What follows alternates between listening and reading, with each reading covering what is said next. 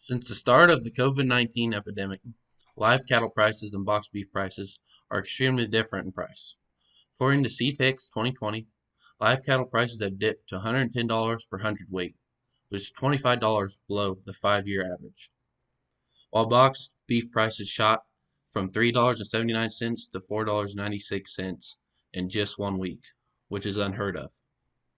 This drop in live cattle prices and boxed beef prices due to the COVID-19 is undoubtedly making history. Throughout this presentation, I hope for my audience to gain valuable knowledge on this extremely important subject over live cattle prices and boxed beef prices. Along with that, I hope to inform about the Grain Inspection, Packers, and Stockyard Association and their role with the volatility and extreme fluctuation in those prices. I'm a student at Kansas State University studying agribusiness and have spent countless hours working and learning on information on this matter. Due to the COVID-19, live cattle prices have fallen and boxed beef prices have skyrocketed. Packers seem to take advantage of the regulations put in place by GIPSA.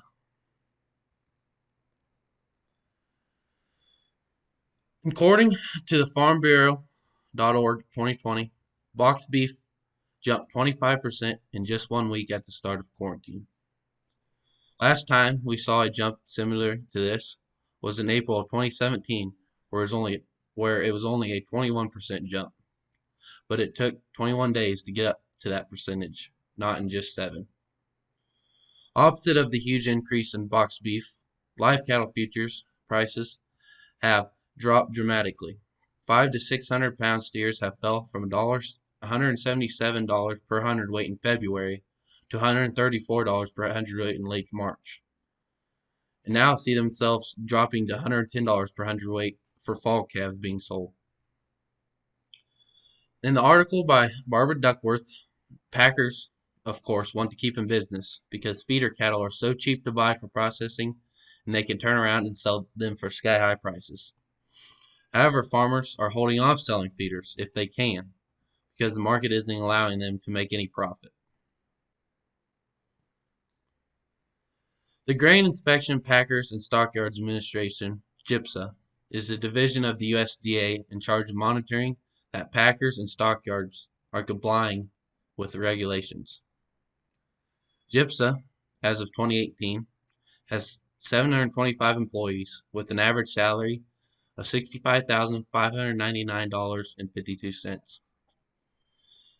GIPSA amended the Packers and Stockyard Act of 1921, and in that it designed to keep the competition and integrity in the livestock, meat, and poultry markets. It was enacted originally because of the concerns of the Big Five large meat packers at the time: Swift and Company, Armour and Company, Cudahy Packing Company, Wilson and Company, and Morris and Company, and who basically they hurt both the producers and consumers, taking advantage of no regulations or laws that were in place. In 2019, the USDA planned to revive a rulemaking process aimed at balancing the power between the meat packing companies and their contract animal growers. The regulations and laws set forth between the packers and their growers are more widely known as the GIPSA rules. Live cattle producers are wondering how the laws and regulations in place are allowing packers to sell boxed beef at such a high price when the live cattle prices are so low. Packers are making a huge profit. Senator Chuck Grassley of Iowa called for an investigation into 4 companies that dominate the American meat industry: JBS, Tyson, Smithfield, and Cargill. Lawsuits during this coronavirus epidemic had accused these companies on working together to keep cattle prices low and beef prices high. They accused them of doing this by closing their processing plants down to basically reduce the amount of supply coming in. In this way, farmers are willing to take a low price because of the need to get rid of them, and packers can sell for a high price because of the demand for boxed beef during the COVID-19 pandemic. Because typically, When boxed beef prices are high, it means it's good for cattle producers because live cattle prices will be high. But right now it's the opposite, and the National Cattlemen's Beef Association has urged Trump and members of GIPSA to look into the matter because it just doesn't seem to add up.